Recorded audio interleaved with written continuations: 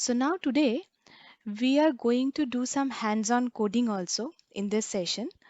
So I was discussing in the previous day about our data set, right? And say this is our data set.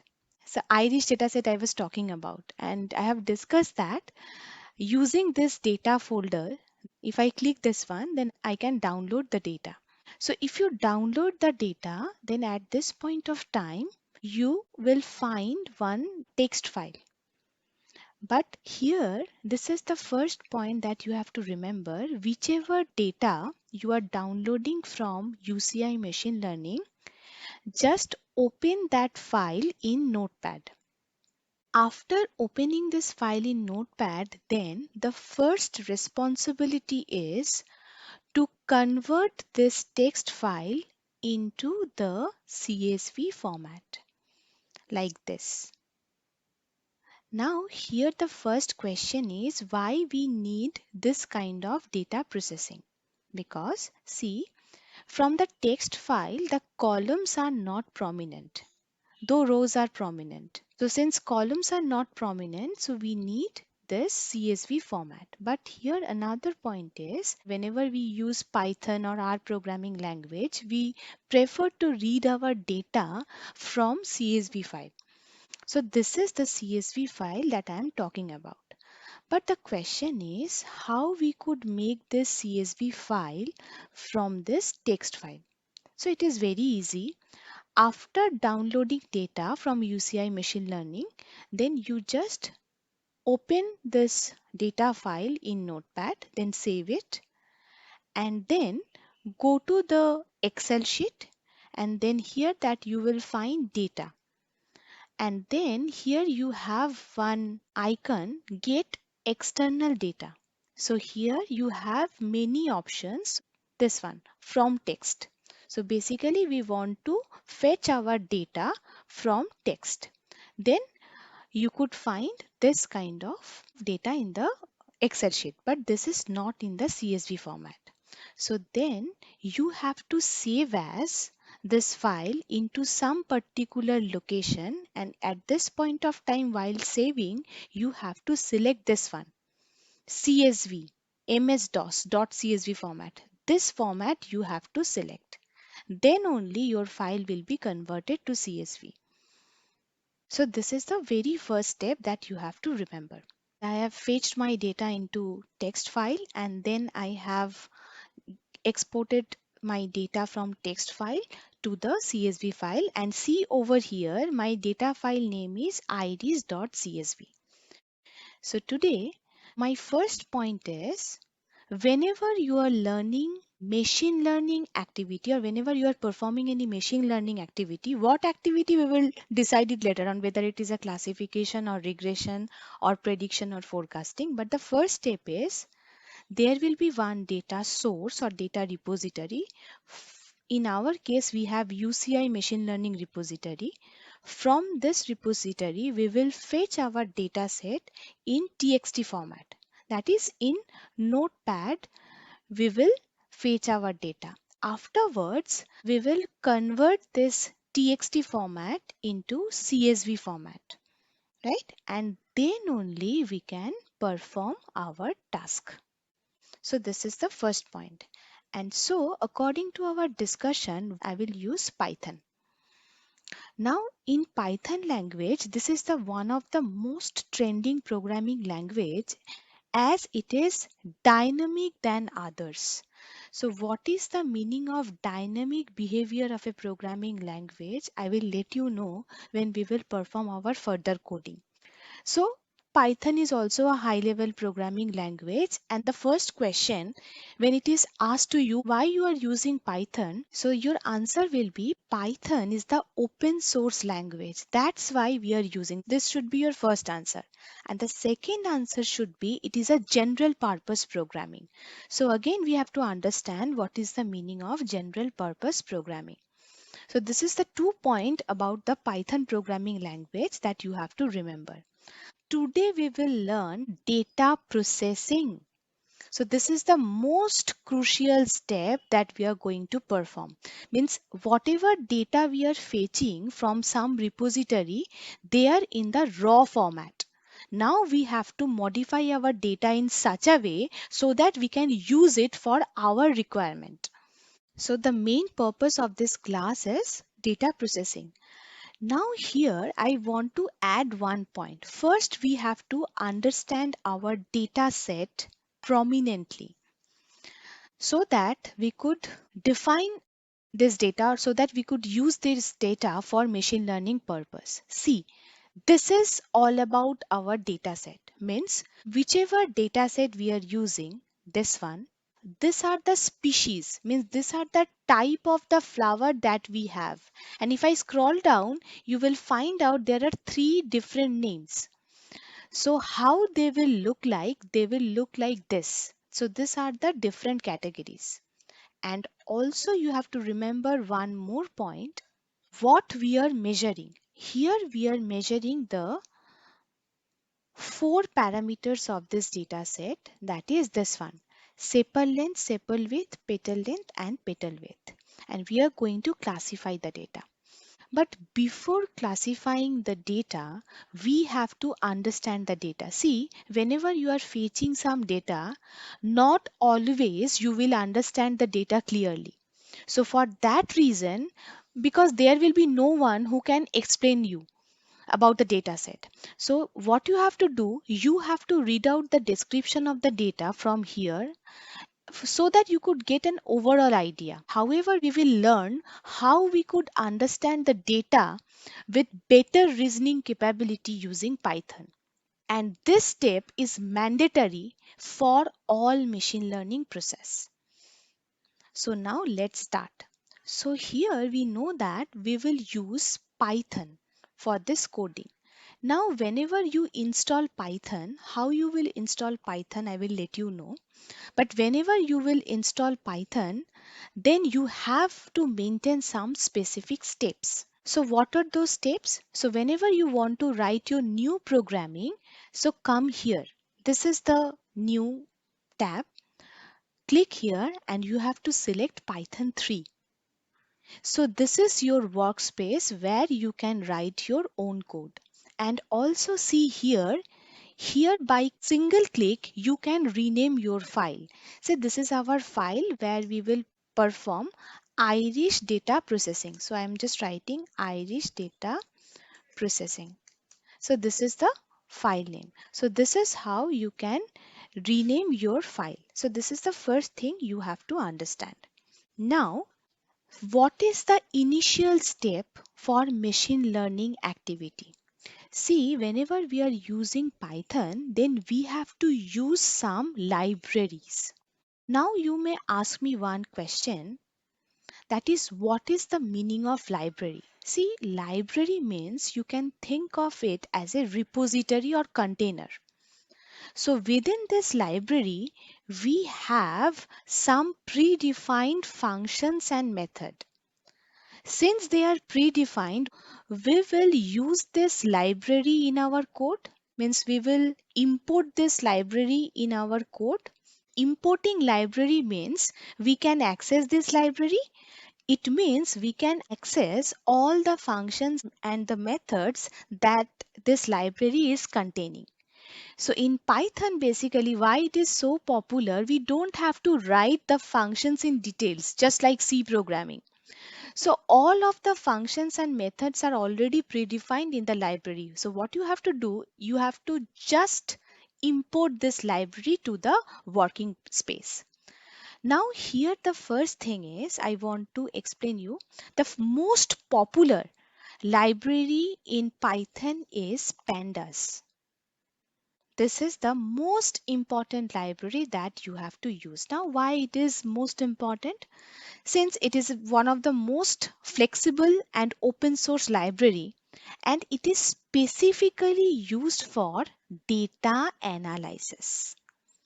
So we know that whenever we want to perform any machine learning activity, that is, we want to make our machine intelligent, it means we need some data. And whenever we are dealing with data, this data will be in the raw format. So we have to understand the data and we have to analyze the data. So for all these activities, the library which is responsible is known as pandas. And also you have to remember one more point. This pandas library can also manipulate the data frames. Now you have to understand these terms. What do you mean by data frames? See, initially I have defined that whichever file we are collecting from the repository, they are in this format.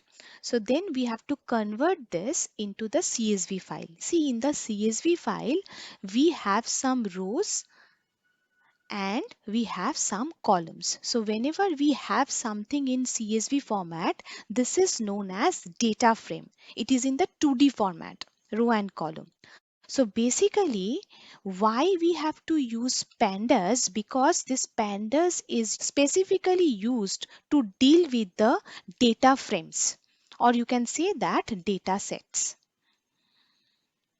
And pandas can be used to read and write your CSV format. So definitely when we are working with data frames, there will be in CSV format. CSV format means comma separated values format. So in CSV format, so whenever your data file is in the CSV format, then the only option is you can use pandas. But it does not imply that pandas can only read CSV format.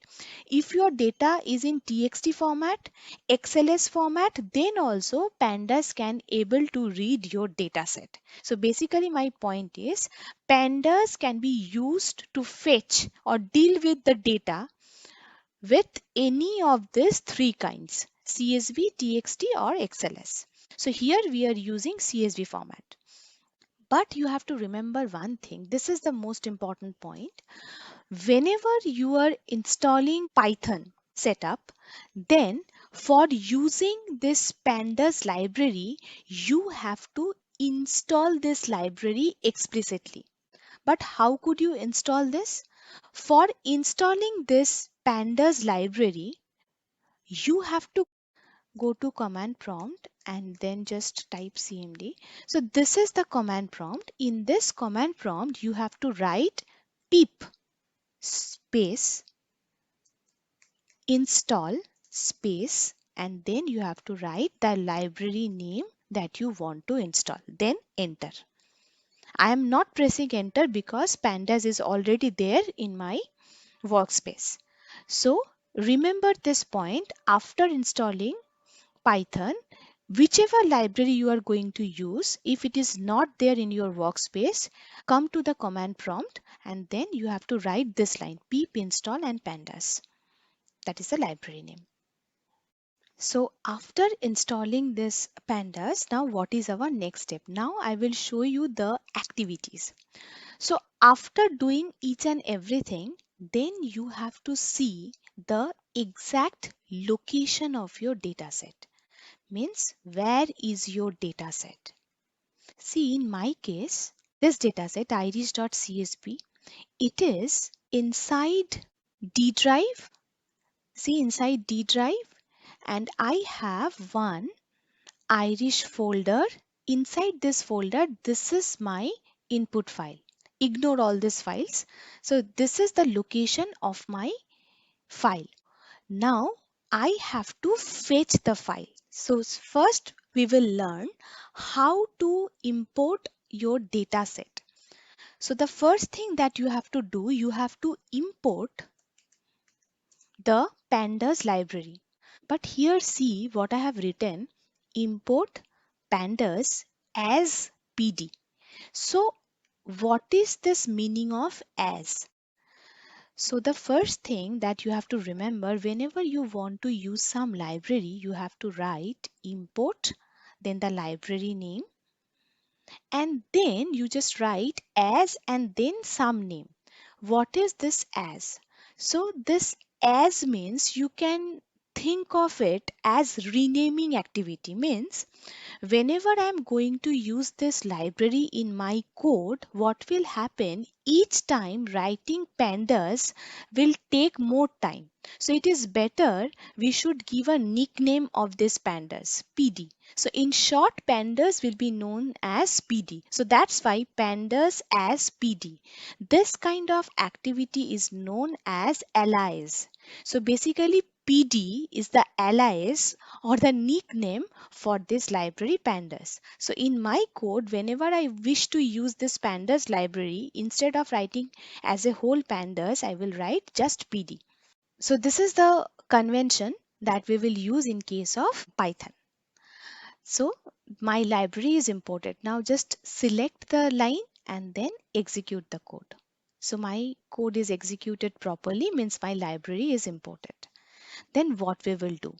Then we have to read the data.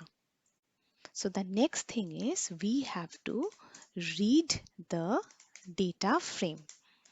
Now, how could we read the data frame? See, the syntax is while reading the data frame, you have to use one variable inside which you will assign the data that you have read. But this name, it is just a variable. So this name can be anything, A, B, C, D, anything you can give. Now in this place, you have to read the data. Now how you could read the data? For reading the data, I have explained that you need the help of this library pandas. And I have also explained that no need to write pandas. Now we will write PD instead of pandas. Then dot. Then you have to use one function and the function name is read underscore CSV. That is, we are going to read one CSV file. And then here you have to give the location of your file within double quotes. Now what is the location? See, my file is in the D drive. So it will be D drive, and then under D drive I have one folder iris. Inside this iris I have my data file and name of the data file is iris.csv. But try to understand one thing. While locating the path, we have only single slash, right? So if you copy this path, so it will look like d colon slash irish. But here in Python or any programming language, you have to remember one convention. Instead of single slash, we have to use double slash for depicting the path. So this is very, very important. I know the location of my file. I will just write this code over here. So here, as I have discussed, this is the variable. This variable is responsible for holding the data frame that I am reading from the specific location. So PD is the alias, read underscore CSV is the file name, and this is the location where my file, this irish.csv file exists. So you can use double quotes, you can use single quotes also. So let me check whether this code is correct or not. Yes, it means my data frame, that is a CSV file, is read properly. Now how we could display this one? So I have explained that whichever data file I have read from the specific location, now it is stored in the data, this variable. So if I write this variable over here and if I execute this variable, so it will show the entire data set. So this is how we could read the data and we could display the data. But unfortunately, since my data set is large, so here not every data is displayed. But here it is displaying some of the data set. And see, here it is clearly mentioned that we have total 150 rows and 5 columns, right? So this is the main thing. These are the three basic steps that you have to understand and you have to apply for any data set. Now come to the next technical part, which is very, very important. Now in Python, you have some specific provision to understand the data. So the first thing that we will use to understand the data, we will use head function. So what is the meaning of this head function? So this head function will display the top rows of the data set and try to understand how many row value it will show. It is already predefined in Python. Whenever you use head function with no argument written over here, it will show first 5 rows from the data frame. It is fixed for Python. Now there will be one question: if I want to see more data, then what will be the activity? But here you have to remember one more thing. See, Python is object oriented programming.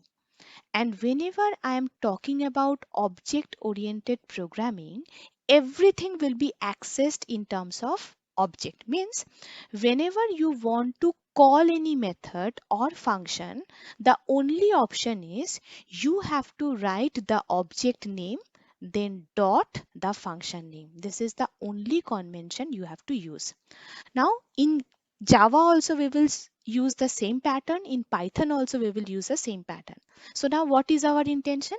Here our intention is to invoke or call this head function.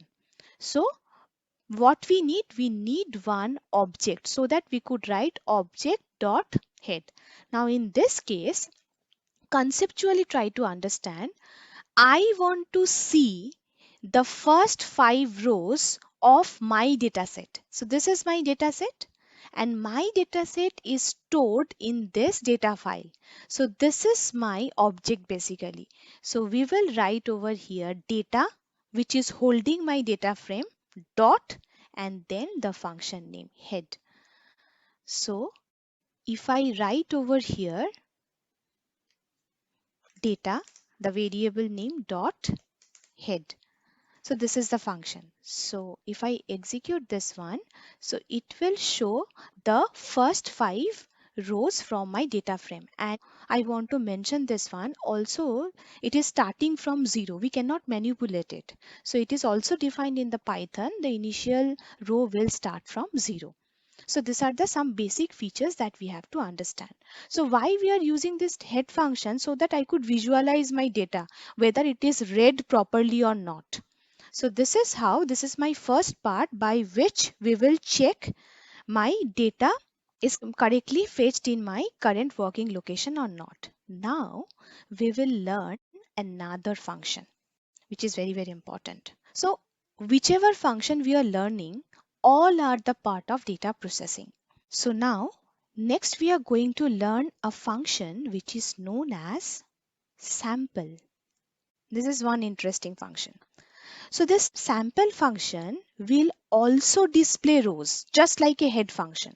Now we have to understand what is the difference between this head function and sample function. So this sample function will display the rows according to the argument given. Now what do you mean by argument? So whenever we write any function and whatever value we are passing over here, this value is known as argument.